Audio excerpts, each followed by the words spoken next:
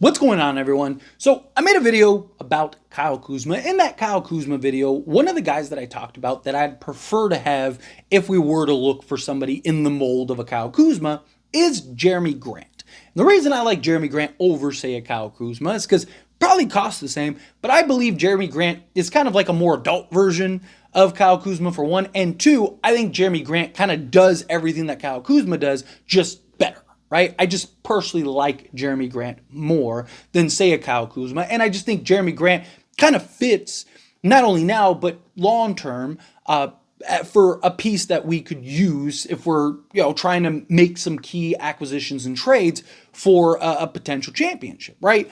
And Jerami Grant just turned 30 this past March. So again, he's still a guy that you could have for the next 4 or 5 years and still be very effective. He's got good size, he's like 6'8". He's got like a 7'3" wingspan, very versatile, can play both forward positions. You can put him at the 3, put him at the 4. More likely you're putting him at the 3 alongside LeBron James and Anthony Davis. He's a guy that can go get you 20 points a game, rebound the ball well, make some plays, do a little bit of everything, right? He's a little bit of a jack of all trades guy. Now, there are a couple questions about Jerami Grant. And look, I've seen a lot of people throw out Jerami Grant. Even this past trade deadline, a lot of people were like, hey, what about a Jerami Grant, right? Maybe we should look at Jerami Grant. Again, I don't hate the idea. To me, it boils down to like, what's the cost? Portland wants a lot for Jerami Grant because Jerami Grant has said he's comfortable in Portland. He likes being in Portland. I'm sure if he could find a good destination and also contend and compete, I'm sure he would love that. But I don't think it's something that he seems very dire to have and get done. And if you're Portland, you're not really necessarily looking to have to absolutely unload this guy. So to Portland, they're looking at it as like, hey, he's good here. We're fine. We're paying him. We're comfortable paying him. We like him with this roster, with this team, have a kind of nice balance of youth and veteranness, right? We're kind of trying to position into a clear direction. And it's like, hey, like, if you do want him, well, then it's going to cost you. Right, so to me, it boils down to like, would Portland be willing to actually compromise and come down from, the ridiculous price tag? If you could get him at a reasonable price, then I think he does make a lot of sense. But another thing that's worth noting is the Lakers tried to trade for him many moons ago when he was on Detroit, I believe. And the reason the Lakers didn't continue to pursue it is Jerami Grant said something along the lines of like, he didn't want to be a third option, right? He didn't want to be like, he wanted to be one of the main guys rather than a guy. Now, maybe his opinions change, maybe his perspectives change, but that's also kind of what he is in Portland, right? Like that might be why he likes Portland so much. That might be why he likes to stay in Portland, because he's getting paid and he gets to kind of be the guy or one of the guys, rather than like where if he came to the Lakers, at least as long as LeBron's there, he's kind of another guy, right? I would love to go get, if you could, land a Jerami Grant, right? And if he's willing to buy in and play whatever role is asked of him and kind of be that third guy, I think he's a guy that adds a lot of value because you got a legit two-way, which the Lakers really need, give you some versatility, give you some athleticism, give you some perimeter defense, right? Gives you a guy that you can do a lot with, and he can still go get you 20 on any given night, right? I like the idea of Jerami Grant in a lot of ways, but is he willing to accept that? Is he willing to buy in? And if he is, right, like, what does the cost? Because you need to get more, right? Like, if this offseason all you're doing is just landing Jerami Grant, like, you're better, but like, I don't think you're that much better. But the other thing is Jerami Grant and his contract, right? So Jerami Grant is making, I believe it's like $36 million a year, something like that. He signed a $160 million contract. So the question would be is like, is it worth kind of stacking guys, right? Because you'd have to basically give up a Rui and obviously if like a D'Angelo Russell were to opt in, like that would be nice. Maybe Portland would look at it and go, hey, like we'll take the expiring contract because maybe we could flip it, even if we can't flip it, right? Like he expires, so we kind of get off of Jerami Grant's money and we get some assets in return, right? Like that might be something that they're willing to do. But my concern would be is that like he's a guy that's making that basically is making 30 plus million, that you would have to go and match those salaries on top of giving the assets, on top of him being okay buying in, being the third option, right? Like But I also think you'd need more. Right now, if you told me you got, say, DeJounte Murray and Jerami Grant, now we're cooking, right? Because, like, at that point, I'd be fine with Max Christie at the 2. Because you could go DeJounte, Max, Jerami Grant, and then have LeBron and Anthony Davis. Like, you got good versatility, you got athleticism, you got good size, you got switchability, right? Like, you got basically everything you need, and then you'd still have components and pieces off the bench.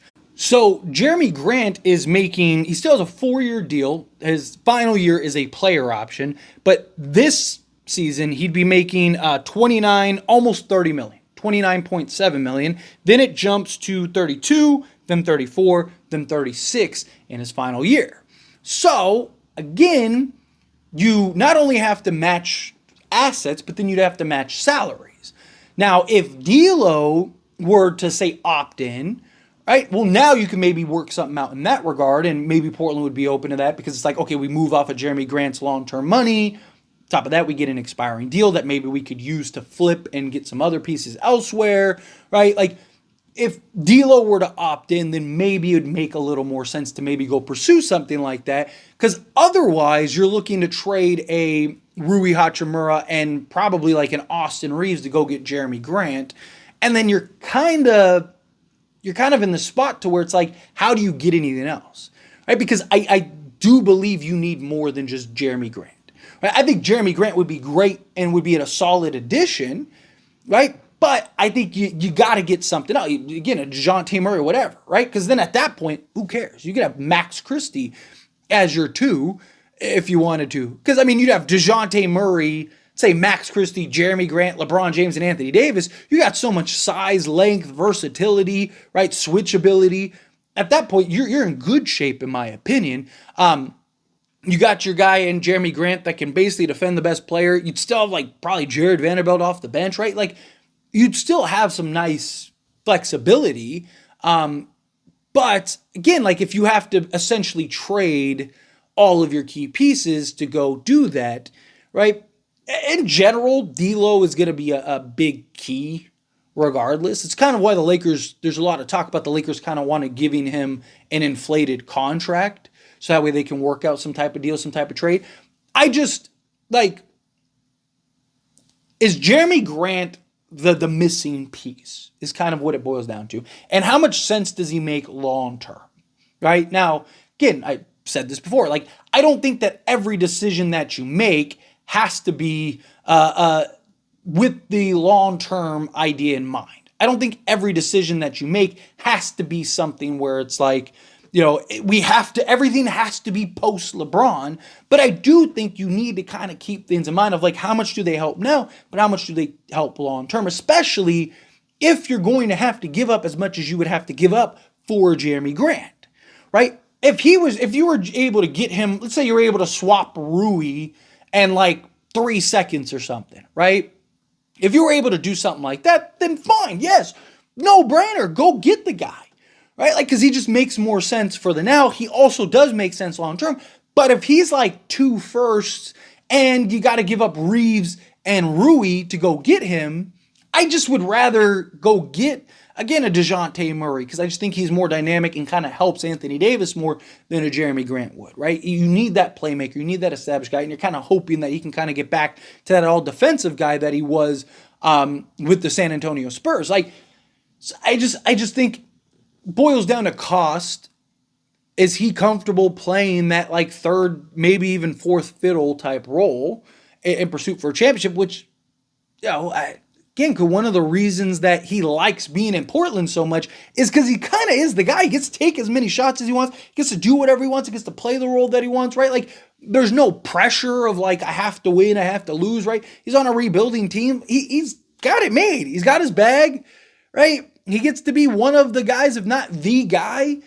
Like, not everybody wants to go and contend for championships and play a role on a team like that, right? Some guys want the position and role that they're in, which is kind of what I talked about with Kyle Kuzma. Now, I don't think it's as much with Jerami Grant as it is with Kyle Kuzma, but still, right? Jerami Grant, I mean, again, he's had opportunities to go other places and other destinations and to the Lakers on numerous occasions, and it's always kind of been this like, oh, well, I guess it's not happening, right? And so, again, if you can land him and it's reasonable, absolutely, right? Like, again, if, like, say D'Lo, let's say they were like, hey, we'd love to just move off of Jerami Grant's contract, give D'Lo an inflated contract, give D'Lo $30 million.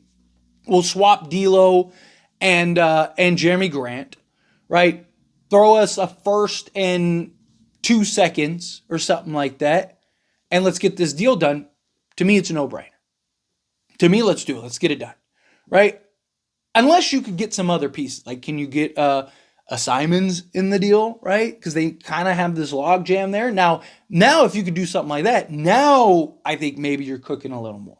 Now I think, like, okay, now, hang on a second, time out. Like, but if you're just trading for Jerami Grant, and again, you have to give up Rui and Reeves plus 2 firsts, it's just, I just think there's better options out there that would probably cost you similar that make more sense for now and post LeBron James, right? Even if it's not as good of a fit, because I just think Jerami Grant would be an excellent fit next to LeBron and AD, right? DeJounte, a little bit of questions, right? Because DeJounte is best with the ball in his hands. Even a Trey, but the ceiling's higher, and 2, they make more sense when LeBron leaves.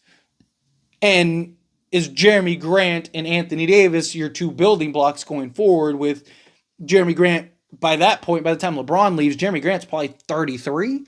I mean, his contract-wise would line up. But again, now you're limited in assets. It's just, I just think that, again, there's better options. But if you could, it also depends on what Portland wants, right? Again, if Portland's like, hey, give D'Lo $30 million, let's do this trade, we'll swap players, throw us a first in a couple seconds, and let's get the deal done, then sure. Because now, like I said, you could take Rui and Reeves with your other first and go get a Trey or a DeJounte or whatever, and now you got your starting point guard for the now and the future. You got that legit 3-and-D sizable wing for now and the future. You got LeBron, AD. Like, at that point, good luck, right? Again, whoever you have at the 2. I mean, obviously, if you could still get like a Royce O'Neal or something like that, then sure, slot him in. But even if you had to go with Max Christie, like, I'd be okay with that, right? I mean, just DeJounte, Grant, LeBron, and AD,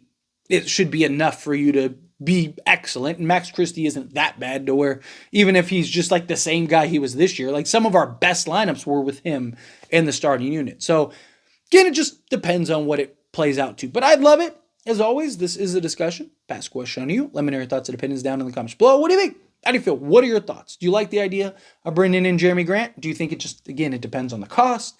Do you think, no, like, whatever it takes, go get Jerami Grant? Do you think Jerami Grant would be willing to come in and buy in? Because you got to think, like, what if he just doesn't want it? Like, what if he's just like, I don't want to go to the Lakers. Like, I don't want to be the 3rd guy or 4th guy or whatever guy I end up being, right? What if he's like, no, I have to be the guy, right? Or one of the guys. Just a thought. But again, however you feel, whatever your thoughts are, I'd love to hear it. So let me know down in the comments below. That being said, if you haven't liked this video, hit that like button. Helps me a lot. So we enjoy these types of videos, and I truly appreciate it. Not subscribe to the channel, hit that subscribe button. Turn on the bell notifications. Appreciate y'all. See you in the next one. Thank you.